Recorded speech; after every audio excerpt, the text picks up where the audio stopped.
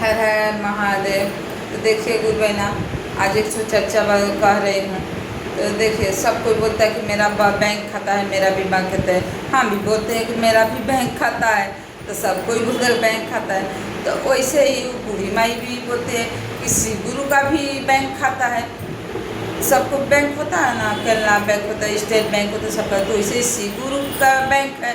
तो बूढ़ी माई बोले कि मेरा शिव गुरु का बैंक है। तो बूढ़ी माई ना अपना लड़का को पढ़ा लिखा काम धंधे से भी मन उनको पति था नहीं। तो बूढ़ी माई अपना लड़का पढ़ा लिखा कर चुकता बना दी। तो लड़का के नौकरी लगा तो वो शहर में चला गया। शहर में जब चला गया तो बूढ़ी माई अपने घर पर अकेले रहती थी। तो रहती थी अकेले। तो गांव नगर जैसे हम लोग रहते थे गांव नगर में, तो सब कोई बोलने लगे, देखो तुम इतना कष्ट की हो, अब तुम्हारा लड़का अब नौकरी कर रहा है, तो ये काम करो, लड़का की शादी कर दो, तो बहू आ जाएगी तो तुम थोड़ा आराम कर लगी। तो वो बूढ़ी माई सोची कि ठीक ही बोल रही है। तो बूढ़ी माई अपना लड़का को बोली कि देखो बाबू, अब तो हमारा शरीर थोड़ा थक ही गया है, ऐसा काम करो तुम्हारा हम शादी कर देते हैं कि बहू आ जाएगी तो तुमको वहाँ लेकर चले जाओगे, तो खाना ना बनाएगी, तुम खाएगा आए थी। तो वो भी लड़का बोले ठीक ही कर दो। उसका बूढ़ी माई अपना लड़का की शादी कर दी। शादी कर दी तो जब बहू आई तो लड़का बोला कि मम्मी यहीं रहेगी कि तुम्हारे सेवा वा करेगी, हम तो आते जाते रहेंगे, वहाँ ले जाएंगे तो फिर अकेले वहाँ रहेगी, तो इससे अच्छा कि तुम्हारे पास रहेगी तो सेवा वा तुम्हारी करेगी। तो वो लड़का चला गया शहर। अब बूढ़ी माई अपने बहू को लेकर रहने लगी। तो बोलते हैं ना, तो किसी को सुख नहीं देखना चाहता है, तो ना ही सुख देखना चाहता है। तब तो कुछ लोग अच्छा भी है, कुछ खराब भी हो रहता है आदमी। तो घर में कोई औरत आने लगी तो आकर देखी कि अरे बुढ़िया को तो बहुत सेवा सब हो रहा है, तो सेवा हो रहा है। तो अब उसको देखा नहीं गया। तो वो औरत एक तो चुप रही थी, इधर उधर वो बातें करती थी, सबका घर में इधर उधर घूमती रहती थी सारा दिन, उसका यही काम था। तब वो बूढ़ी माई के घर में वो बुढ़िया आई, आकर तो बोली कि हाँ तुम इतना काम करती हो, तुम्हारा पैसा इतना कमाता है पति, अल्लाह के तरह देते, सास यहाँ चाचा में जाते, वहाँ चाचा में जाते, जहाँ भी जाते तो फल और प्रसादी वसादी लेकर जाती है। आखिर तुम्हारे पति का कमाया हुआ है तो सब तेरे सास सब मिलवा रही है। वो बोली तो वो भी अब बहू को तो कान में बोलते हैं ना, कान में बोलना बहुत अथी होता है, फुस डेली वही बात बोलेगा तो एक नहीं तो कुछ आ ही जाएगा दिमाग में। तो बहू को भी दिमाग में आ गया कि हाँ ये लोग तो सच ही कर रहे हैं, क्योंकि मेरे पति कमाता है, मेरी सास ले जाकर उड़ा देती है। तो ऐसा का अपना पति किया, फोन की चिट्ठी लिखी कि बोले कि आप जल्दी यहाँ आ जाइए, आपके मम्मी पैसा भेजते तो सब उड़ा देती है, जाती है तो घूमने। तो वो लड़का भी थोड़ा ऐसे हो गया अपनी बीबी के कहना में। तो लड़का आया, आकर पूछा कि मम्मी हम इतना तुमको पैसा भेजते हैं, तुम पैसा को क्या करती हो? तो मम्मी से पूछने लगा। तो बूढ़ी माई बोली, उसको मन में बहुत दुख लगा। तो बोले कि देखो इतना हम तो इसको पासपोर्ट को बोल बड़ा किए, इसको खाना पीना इतना अच्छे से सेवा किए, इसको नौकरी लगा दिए, तो आज तक हम तो कुछ पूछे नहीं, ये आज पैसा कुछ दिन से हमको दे रहा है तो हमसे हिसाब मांग रहा है। बूढ़ी माँ को थोड़ा मन में दुखित हुआ, वही बूढ़ी माई दुखित हुई। तब बूढ़ी माई बोले कि बेटा तुम तो जितना पैसा भेजते उतना सब घर द्वार बना देते, जो काम रहता है तो करवाते हैं, खर्चा हो जाता है, तो कुछ पैसा बचा के रखे हैं तो हम शिव गुरु के खाता में बैंक में शिव गुरु के बैंक में हम थी जमा कर दिए। तो बोले शिव गुरु के बैंक में जमा कर दियो तो दो खाता दो, हम निकाल कर पैसा लाएंगे। तो बूढ़ी माई बोली कि मैंने कि अरे वो तो शिव गुरु का खाता है ना, ठीक है। तो बूढ़ी माई मैंने वैसे बोल दी, बोले कि अब कहाँ बोले, लड़का पूछ रहा है तो वैसे ही बूढ़ी माई मैंने ऐसे मजाक में बोल दी कि शिव गुरु के बैंक में है। तो वैसे बोल दी। अब वो लड़का वही बात को वो पकड़ लिया था कि मैंने खाता दो, वो सोचा कि शिव गुरु का बैंक है उसमें माँ पैसे जमा के तो खाता वाले का निकाल लेंगे। तो बोले कि मम्मी खाता दो। अब वो बोले कि देख शिव गुरु का खाता नहीं होता है, वो ऐसे ही मिल जाता है। बूढ़ी माई ऐसे मजाक में बोली। तो बोलती कि तो बोली कि ऐसा होता है कि खाता उसमें नहीं है, तो नहीं उसमें खाता होता नहीं लगता। तो कहाँ है? लड़का पूछने लगा कि शिव गुरु का बैंक कहाँ है? तो उस माँ वैसे चर्चा में से आई थी, ऐसे मजाक बोली कि शिव गुरु का बैंक ना बहुत दूर जंगल में चले जाना और जंगल में एक तो बड़ा सा पेड़ दिखाई दे रहा। वो पेड़ अलग टाइप के रहा है, उसमें बहुत ज्योति जलेगा। वहीं सी गुरु का बैंक है और वहीं हम जमा किए हैं। उसे मजाक में बोलती बूढ़ी माई। अब वो लड़का क्या कर, सुबह उठकर वो चला गया जंगल में। जाते जाते जाते गया तो कुछ जा रहा था, तो एक साहूकार भेटा गया। तो बोला कि अरे भाई आप कहाँ जा रहे हो? तो बोले कि हम जा रहे हैं, मेरी मम्मी सिगुल का खाता में पैसा जमा की है ना, तो वही निकालने के लिए है। तो वो बोला कि ठीक है जा रहे हो तो सिगुल से पूछना कि हमारे तो इतना संपत्ति है लेकिन मेरा बाल बच्चा नहीं है, आखिर क्यों नहीं होता है, ये बात पूछ के आना। तो बोले ठीक है। फिर कुछ दूर गया तो एक हाथी भेटाई। वो हाथी जंगल में रहता है ना, तो जंगल में वो हाथी ऐसे गिरी हुई है, सोई है हाथी। और वो चिल्ला रहे। तो बोले कि नहीं भगवान क्या करे, हमको भगवान भी नहीं उठा रहे हैं, नहीं मार रहे हैं, ऐसे चिल्ला नहीं खाते। दुबली पतली हो गई थी हाथी। तो बोले कि देखो ना तुम कहाँ जा रहे हो, वही बात में पूछ हाथी। तो वो बोला लड़का कि हम जा रहे हैं श्री गुरु के बैंक में, वहाँ मेरे मम्मी पैसा जमा के वो निकालने के लिए जा रहे हैं। तो वो बोली हाथी कि ये थोड़ा पूछा कि हम कब मरेंगे, नहीं मर रहे हैं नहीं खा रहे हैं, आखिर हम इसे कौन से पाप किए हैं तो हमको इतना सजा मिला, ये श्री गुरु से अपना पूछ लीजिएगा। तो बोले ठीक है। फिर कुछ आगे गया लड़का, तो फिर एक आम के एक पेड़ था। तो आम के पेड़ था, तो वो आम के पेड़ बोला कि अरे भाई तुम कहाँ जा रहे हो? फिर वही बात पूछे। फिर वो लड़का बताया कि देखिए मेरे मम्मी भी श्री गुरु के बैंक में पैसा जमा किए, वही निकालने के लिए जा रहे हैं। तो वो आम के गाछ के आवाज़ आया, वो आम के गाछ पेड़ है तो उसका अंदर से आवाज़ आया, उसको महसूस हुआ। तब बोला कि वो पेड़ से कि देखो ना मेरा तो इतना सुंदर पेड़ है, गाछ इतना सुंदर है, इतना अच्छा से इतना बड़ा बड़ा आम का फल लगता है। तो आम के फल होता है, आम फड़ता है, उसमें झुका बहुत आम फड़ता है, लेकिन जब पकने के सामने आता है तो उसमें पिलुआ पड़ जाता है, तो कोई खा नहीं पाता। आखिर ऐसा क्यों होता है? हम कौन से पाप किए कि फल इतना होता है और खाने के समय पिलुआ हो जाता है, उसमें लंबा पिलू होता है ना, तो वैसा पिलुआ हो जाता है, तो कोई खा नहीं पा रहा, उससे अच्छा तो बेकार है आप। फिर वहाँ से वही बोले कि हम ये बात पूछा ना श्री गुरु से। फिर वो लड़का गया, फिर लड़का वहाँ से आगे बढ़ा, एक तालाब दिखा। तो तालाब दिखा जो उसको माँ बोली थी कि एक बड़ा जंगल में एक तालाब है, तालाब के बगल में वो गाछ है, तो वो गाछ में से अलग ही ज्योति आएगा, वही श्री गुरु का बैंक है वहीं पर। तो वो देख लिया, अरे तालाब है, आज पेड़ दिखाई दिया, पेड़ अलग ही टाइप के दिखाई दिया। वहीं पेड़ के नीचे एक ऋषि मुनि तपस्या कर रहे थे। तो वही से बोला कि तो फिर वो जो थी है पोखरा में जो लाश दबा रही थी, तो वही समाज है, तो वो तालाब पार कर तब वो गाछ के पास पहुँचता है वो लड़का। तो वही वो सोचे लगा कि अब कैसे जाएंगे पानी में अंदर डूब कर। तो वहीं एक लाश माने चचरा पकड़ कर वहीं तैर रही थी।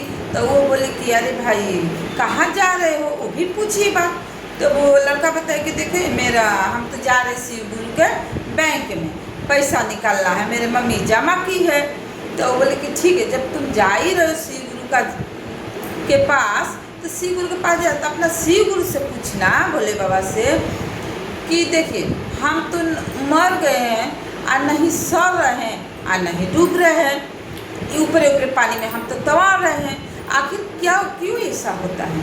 हम कौन से पाप किए हैं कि ऐसा हमको मिल रहा है? तो बोले ठीक है। जब वो लड़का पहुंचा तो बोले कि ठीक है हमके पार कर दो उस पार। तो उसी लाश पर वो लड़का बैठ गया, उस पर उतर गया, जो पेड़ के नीचे जो ऋषि मुनि तपस्या कर रहे थे। तो वही ऋषि मुनि बोले कि अरे भाई कहाँ जा रहे हो? तो बोला कि देखिए मेरी माँ ना श्री गुरु के बैंक में पैसा जमा के वही निकालने के लिए आई हूँ। तो आए हैं निकालने के लिए। तो बोले कि लेकिन श्री गुरु तो यहाँ मिल ही नहीं रहे हैं, तो हम किससे पूछे कहाँ है बैंक उनका? वो लड़का बोला। तो देखिए लड़का वो बोला, तो वही ऋषि मुनि बोले कि ठीक है, तुम अपना जो भी बात है हमसे बता सकते हो, हमसे बता सकते हो। तो वो लड़का बोले ठीक है, हम बता देंगे। तो वही बोला कि खाता उता लाया हो? तो लड़का बोला कि नहीं, मेरे मम्मी तुझसे तो मांगे खाता, लेकिन मेरे मम्मी बोले कि शिव गुरु के बैंक में खाता उता नहीं लगता है, ऐसा मिल जाता है। तो वो बोले कि ठीक है। तो वो लड़का देखे तो साहूकार को भी अपना जो बताया था वो बात पूछा कि उनका संपत्ति तो सब कुछ है, संपत्ति दाने सब कुछ है, लेकिन उनका संतान कोई था नहीं, संतान एक भी नहीं था, ना बेटी ना बेटा, कुछ भी नहीं था। तो आखिर उनको क्यों नहीं हो रहा है संतान? तो ये माने ये इसका उत्तर हमको बोल दीजिए, क्योंकि जाएंगे तो वो लोग सभी लोग पूछेंगे, चारों दिन बोले हैं तो चारों दिन पूछेंगे। तो आप एक सवाल का जवाब बता दीजिए। तो ऋषि मुनि बोले कि देखो, वो जो साहूकार है उसका संपत्ति बहुत ज़्यादा है, लेकिन किसी को वो दान पुण्य नहीं करता था, नहीं करता है। तो उसको उसे पाप घेरा हुआ है, अब पहले से वो पाप किया है, उससे उसको संतान नहीं हुआ, तो नहीं हुआ है। तो उससे बोलना कि तुम दान पुण्य करो, आश्रम में जाकर, अनाथ आश्रम में जाकर तुम अपने दान पुण्य करो, छोटा बच्चा लोग के सब खाना वाना दान करो, तो उसका बच्चा हो जाएगा। तो बोले ठीक है। वो भी बोला। फिर हाथी के पूछे कि वो हाथी माने मर क्यों नहीं रहे, नहीं खा रहे हैं नहीं पी रहे हैं। तो वो बोले कि देखो, उसका पैर में, हाथी का चारों पैर में सोना की इतना इतना बड़ा बड़ा माने कील उसमें घुसा हुआ है, सोना का कील। तो कोई निकाल देगा कील उसका पैर में से, तो उठ कर वो घूमने लगेगी, खाने लगेगी, तो ठीक हो जाएगी। तो ये बात, ये दो हो गया। जो तीसरा था, जो आम के पेड़, तो आम के पेड़ को भी बताया। तो बल्कि जो आम के पेड़ में जो फल लगता है, तो उस आम के पेड़ का नीचे जड़ में बड़ा सा घड़ा उसमें नीचे दबा हुआ है, उस घड़ा में चांदी का, सोना का, हीरा सिक्का वहाँ है, उसमें गाड़ा हुआ है। तो वो कोई वहाँ से खून कर निकाल देगा, तो आम के फल अच्छा होने लगा, फलता भी तो है अच्छा ही, लेकिन पिलुआ लग जाता है। तो वो निकाल देगा कोई, तो उसका फल अच्छा हो जाएगा, पिलुआ नहीं लगेगा, तो वो तो चार हुआ। जब वो जो मुर्दा तैर रहा था, तो उसके भी पूछे आखिर वो क्यों नहीं सह रहा है, नहीं डूब रहा है, आखिर क्या बात है? तो वो बोले, ज्योतिष जी माने जो ऋषि मुनि जो तपस्या कर रहे थे पेड़ के नीचे, तो वो बोले कि देखो, उसको ना बहुत ज्ञान है, माने बहुत ज्ञान है, लेकिन ये वो अपने आप को अहंकार करती थी, लेकिन वो किसी को बांटती नहीं थी अपना ज्ञान। जैसे कि चर्चा हम बोल रहे हैं, तो जो हम चर्चा जानते थे एक दूसरे को बताना भी पड़ता है चर्चा कि मैंने जो सीखे हैं तो उसको दूसरे के मतलब बताइए, वो दूसरे को बताइए, इससे क्या होगा, प्रचार होगा। तो ये बात वो नहीं करती थी कि हम चर्चा बोल देंगे तो दूसरा सीख लेगा, तो हमारे वैल्यू नहीं रहेगा, उसी कारण वो किसी से बताती नहीं थी, लेकिन ज्ञान बहुत था तो नहीं बताती थी। तो उसी के लिए वो मर तो गई है, लेकिन नहीं वो सह रही है, नहीं डूब रही है। तो वो किसी को अपना बता देगी चर्चा, अपने ज्ञान दूसरों को बांट देगी, तो वो डूब जाएगी या उसका सड़ जाएगा, मिट्टी में मिल जाएगा उसका शरीर। तो वैसे तो बोलो उसका भी हो रहा। फिर जब उधर से आया लड़का तो मिल गया, फिर बोला कि हमको उस पार कर दो, तो उस पार वो उस पर चढ़ के, लाश पर चढ़ के इस पार आ गया। तो वही बात बताया कि आप बहुत ज्ञानी हो, आप ऐसा काम करिए, श्री गुरु बोले हैं कि अपना चर्चा ज्ञान दूसरे को बांट दीजिए, तो आपका मुक्ति मिल जाएगा। तो वो अपने बोले किसको बांटे, ऐसा काम करते आप ही को सुना देते हैं। तो सारा ज्ञान चर्चा के बाद बता दी। तो वो लड़का देखिए कभी चर्चा को सुनता नहीं था, वो तो नौकरी कभी मानता भी नहीं था, तो वो अपना ज्ञान उसको सुना दी। अब सुना दी तो लड़का का ज्ञान आ गया, तो उससे उसका माने मुक्ति मिल गया, माने लाश डूब गया, सड़ गई, मिट्टी के दे मिट्टी में मिल गया। फिर वहाँ से आम को गाछ को भी बोला कि तुम्हारे अंदर सोना है, सिक्का है, सोना का, चांदी का, उसको खून को कोई निकाल देगा तो आपका फल ठीक हो जाएगा। फिर बोले कि कौन यहाँ जंगल में निकालेगा, भाई ऐसा काम कर, तुम ही खून कर निकाल लो। तो खून कर निकाल दिया। तो बोले कि देखो तुम खोना है और तुम ही निकाले हो, तो इसके बाद तुम इसको लेते जाओ। तो उसका सोना का सिक्का चांदी का सिक्का मिल गया, तो वो भी हो गया, उसका ज्ञान भी मिल गया, उसका सोना चांदी भी मिल गया। फिर आगे बढ़ता हाथी को बोले, हाथी के पैर में से, चारों पैर में से सोना की इतना बड़ा बड़ा कील निकाल दिया। तो कील जब निकाल दिया सोना को, तो हाथी बोली कि तुम तो हमारे पैर में से कील निकाल दियो, अब हम चलने लगे, खाने लगे, ठीक हो गए भाई। तो ऐसा काम करियो कि ये कील सोना का अब तुम लेते जाओ, क्योंकि तुम ही निकाले हो, तो तुम इसका हकदार हो, तो तुम लेकर जाओ। वो भी लेकर आए। फिर जो साहूकार थे तो उस साहूकार को बताया कि देखिए, आपको धन संपत्ति बहुत है, लेकिन आप किसी को दान कभी नहीं किए। तो ऐसा काम करें, अनाथ आश्रम में जाकर कुछ दान, अन्न का, कपड़ा का, पैसा का सब दान करिए। एक दूसरे किसी को सहयोग चाहिए तो उसका सहयोग करिए, तो उसे करने से आपका बाल बच्चा हो जाएगा। तो वो बोला कि ठीक है, अगर नहीं होगा तो?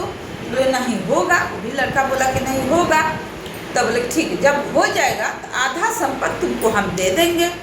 तो जब उसको बाल बच्चा हो गया साहूकार को, तो आधा संपत्ति जो वादा किया था, आधा संपत्ति उसको लड़का को दे दिए साहूकार। तो देखिए, तो वो घर लेकर आए, तब सोचे मम्मी ठीक बोलती है तू कि भोले बाबा के बैंक है। अब वो मेरे मम्मी वो सोचने लगा, मेरी पत्नी को बोला भोले बाबा का बैंक है, और वही मम्मी जो पैसा भेजते थे तो खर्चा चलाती थी, और वही पैसा कुछ बचा कर पूजा पाठ चर्चा जहाँ भी जाती थी, सत्संग में, मंदिर में, तो वो पैसा से वो फल कीन कर, प्रसादी कीन कर उसमें दान करती थी। तो देखिए, उस टाइम में उसको मम्मी दान की थी। एक बार तो उसके दूसरे रूप में उसका लड़का को तो मिल गया ना। तो वो बोलते कि देखिए, दान पुण्य करना कोई इधर उधर व्यर्थ नहीं जाता है। एक दिन अरे हमको नहीं मिला, मेरा बाल बच्चा को मिलेगा, लेकिन भगवान देंगे, जरूर देंगे। इसीलिए किसी को सहायता करना चाहिए, और दान पुण्य भी जितना में है उतना करना चाहिए। तो बोलिए हर हर महादेव, मैया पार्वती की जय। तो देखिए गुरु बहना, आज की चर्चा हमारा अच्छा लगेगा तो कमेंट में हर हर महादेव जरूर लिखिएगा। हर हर महादेव।